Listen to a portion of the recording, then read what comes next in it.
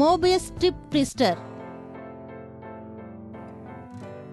కావలసిన వస్తువులు: కత్తెర, కలర్ పెన్, తెల్ల కాగితం, అతికించే టేప్.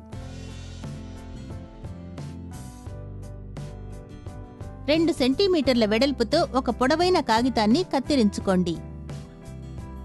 కాగితాన్ని పొడుగ్గా ఉంచి ఒకసారి మెలికవేసి 2 చివర్లను సరిగ్గా అతికించండి.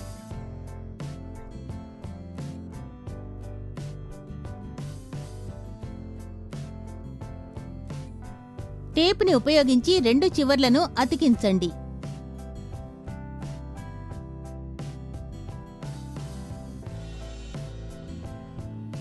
ఇప్పుడు గీయడం మొదలు పెడదాం. కాగితాన్ని పెన్ను మనకు ఎదురుగా పట్టుకోవాలి. పేపర్ మధ్య నుంచి గీయడం మొదలు పెట్టాలి. పెన్నుని పేపర్ మీద నుంచి తీయకూడదు. పేపర్ని తిప్పుతూ గీత గీస్తూనే ఉండాలి. గీసేటప్పుడు పేపర్ని జరుపుతూ ఉండండి.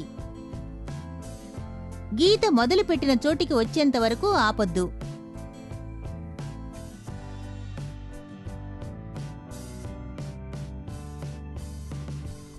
ఇప్పుడు అతికించిన టేపుని తీసేయండి. తర్వాత పేపర్ని చూడండి. మీరేం చేశారు? మీరేం చూస్తున్నారు? పెన్నును తీయకుండానే మీరు 2 వైపులా గీతని గీశారు.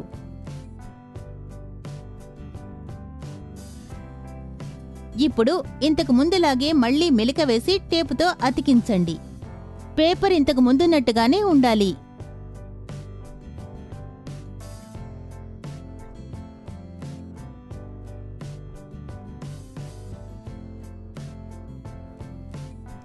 కత్తెర సహాయంతో మీరు గీసిన గీత పక్కనే కత్తిరిస్తూ రండి.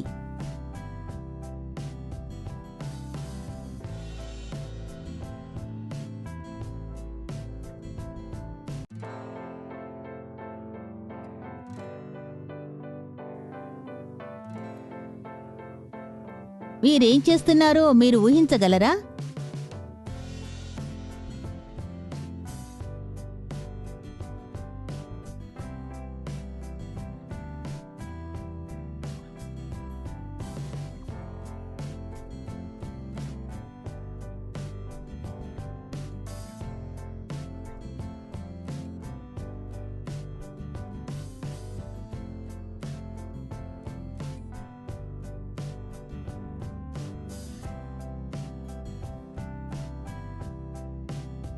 కాగితం 2 భాగాలుగా విడిపోతుందా?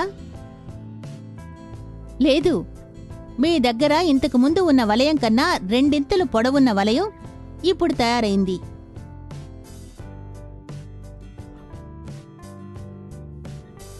ఇంట్రెస్టింగ్గా ఉంది కదా? కారణం, ఈ ఆకారానికి మోబియస్ స్ట్రిప్ అని పేరు. మీరు కాగితాన్ని ఒక మెలిక తిప్పినప్పుడు దాని లోపలి భాగం వెలుపలి భాగం ఒకే భాగంగా తయారవుతుంది. కాగితాన్ని మీరు కత్తిరించినప్పుడు అది పొడవైన వలయం అవుతుంది. అయినా అది ఒకే ఒక్క పైభాగంగానే ఉంటుంది.